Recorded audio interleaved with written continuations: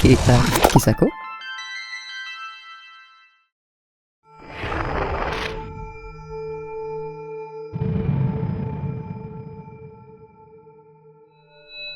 Ah, le tableau de classification périodique des éléments.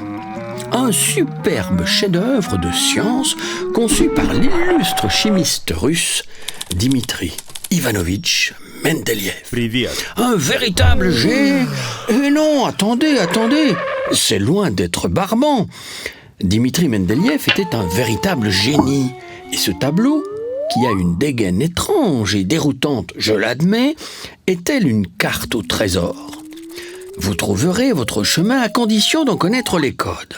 Pour comprendre ces codes, il faut commencer par le début, au cœur de la matière, dans ses constituants élémentaires. Dans la Grèce antique, au 5e siècle avant Jésus-Christ, un philosophe nommé Démocrite s'est posé une question toute bête. Qu'obtient-on si on coupe en deux un objet, puis encore en deux, et encore en deux? Un moment viendra où on ne pourra plus couper en deux. Et cette brique élémentaire, il l'a nommée atomos, c'est-à-dire en grec ancien qu'on ne peut couper, ce qui a donné le mot atome de nos jours. Les découvertes scientifiques au cours des siècles passés nous ont permis de comprendre qu'on peut diviser un atome et même en préciser la composition. Voici un atome. Attention cependant, il s'agit d'un modèle, c'est-à-dire d'une représentation simplifiée de la réalité pour mieux la comprendre. Au centre, un noyau composé de protons, petites particules chargées électriquement de signes positifs, et de neutrons, particules neutres. Tout autour de ce noyau, voyageant à une vitesse prodigieuse, on trouve les électrons. Ralentissons-les pour mieux voir. Ils sont minuscules et très légers par rapport aux protons et neutrons, mais ils ont tout de même une charge électrique de signe négatif. On peut les imaginer disposés en couches successives autour du noyau. Les atomes tels que présentés dans le tableau périodique sont électriquement neutres, car ils comportent le même nombre de protons et d'électrons. Le nombre de charges positives s'équilibre avec le nombre de charges négatives. Les atomes qui sont classés dans le tableau sont en fait les différents éléments chimiques qu'on a déjà pu rencontrer dans l'univers. Leur composition interne change de case en case. Voici l'atome de lithium. 3 protons, 4 neutrons et 3 électrons. Le carbone est un atome qui possède 6 protons, 6 neutrons et 6 électrons. L'hydrogène, lui, n'a qu'un proton et un électron. C'est le plus petit atome qui existe. Ce qu'il faut garder à l'esprit, c'est que Dmitri Mendeleïev et ses confrères n'ont aucune idée que l'atome puisse contenir quelque chose. Pour eux, c'est une brique élémentaire. Mon cher Watson.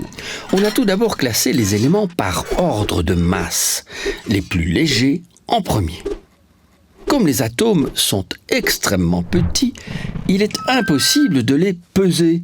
Alors on a considéré que le plus léger d'entre eux, l'hydrogène, servirait d'unité. La masse atomique de l'hydrogène est donc établie par les scientifiques à 1. Ce qui permet de calculer ensuite la masse des autres éléments en nombre d'atomes d'hydrogène. Par exemple, le carbone est 12 fois plus massif que l'hydrogène. On considère donc qu'il a une masse atomique relative à l'hydrogène de 12. Pour simplifier, on dit qu'il a une masse atomique relative de 12. Cette information est souvent inscrite en bas de la case de l'élément dans le tableau. Classons les éléments par ordre de masse croissante. Ensuite, Mendeleïev a remarqué que dans ce classement, il y avait une périodicité dans les propriétés des éléments. ce qui signifie que les mêmes propriétés chimiques se répétaient à intervalles réguliers. Par exemple, le lithium, le sodium, le potassium et le rubidium ont tous une réaction très violente au contact de l'eau. Certains explosent même. Autre exemple, le fluor, le chlore, le brome et l'iode sont des antiseptiques puissants. Le fluor dans le dentifrice, le chlore dans les piscines, le brome et l'iode dans les désinfectants. Et si nous les classions en colonnes en fonction de leurs propriétés, cela semble déjà plus familier. Mais ça ne s'arrête pas là, car on s'est aperçu qu'avec ce classement, tous les éléments de chaque colonne est une famille, avaient le même nombre d'électrons sur leur couche extérieure. De plus, tous les éléments d'une même ligne, qu'on appelle période, ont le même nombre de couches électroniques.